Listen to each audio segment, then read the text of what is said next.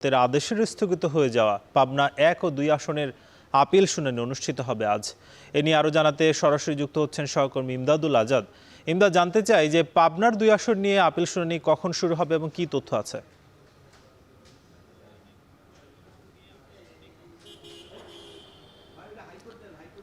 সাকিব, পাবনা ১ এবং ২ আসনের নির্বাচন আসলে স্থগিত রাখা হয়েছে উচ্চ আদালতের নির্দেশে আপাতত।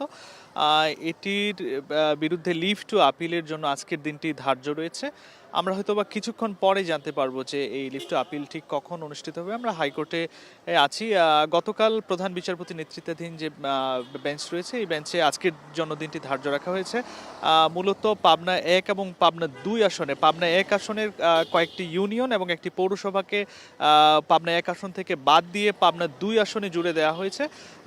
এই সিদ্ধান্তের বিরুদ্ধে পরবর্তীতে এটি উচ্চ আদালত পর্যন্ত গড়ায়। পরবর্তীতে উচ্চ আদালত তাদের যে পর্যবেক্ষণ দিয়েছে যে আপাতত যেন নির্বাচনটি ১২ই ফেব্রুয়ারি পর্যন্ত স্থগিত রাখা হয়।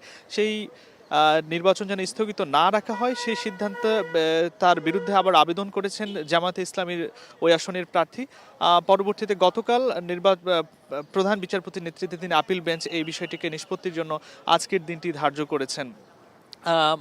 মূলত আমরা কিছুক্ষণ পরে হয়তোবা জানতে পারবো যে আপিল শুনানি কখন অনুষ্ঠিত হবে। আর হাইকোর্টের আরও বিশেষ কার্যতালিকায় যদি আমি বলি যে আন্তর্জাতিক অপরাধ ট্রাইব্যুনালে আজকে সজীব ওয়াজেদ জয় এবং পলকের শুনানি রয়েছে।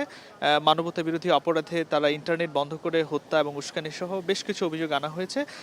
সেই শুনানিটাই বেলা ১১টার পরে আন্তর্জাতিক অপরাধ ট্রাইব্যুনালে শুনানি হবে। আর এখানে পাবনা ১ এবং ২ আসনে সীমানা সংক্রান্ত জটিলতার পরে যে নির্বাচন স্থগিত রাখা এবং পরবর্তী যে শুনানিটি হবে সেটি হয়তো আমরা কিছুক্ষণ পরে জানাতে পারবো। আরও কিছু বিষয় যদি নিয়ে আসা হয় যে পাবনা ১ আসনের ৪টি ইউনিয়ন এবং একটি পৌরসভাকে পাবনা ২ আসনের সাথে জুড়ে দেওয়া হয়েছে, যেটি আসলে ওই এলাকার মানুষকে সংক্ষুব্ধ করেছে বলে ওই রিটে উল্লেখ করা হয়েছিল। পরবর্তীতে এই বিষয়টি উচ্চ আদালত পর্যন্ত গড়ায়। আদালতের সিদ্ধান্ত হয়তোবা আজকে এটি সুরাহা হবে বলে আমরা আশা করতে পারি। তো সাকিব, আমরা কিছুক্ষণ পরে হয়তো জানাতে পারবো যে এই আপিল শুনানিটি ঠিক কখন অনুষ্ঠিত হবে। প্রধান বিচারপতি যেটি গতকাল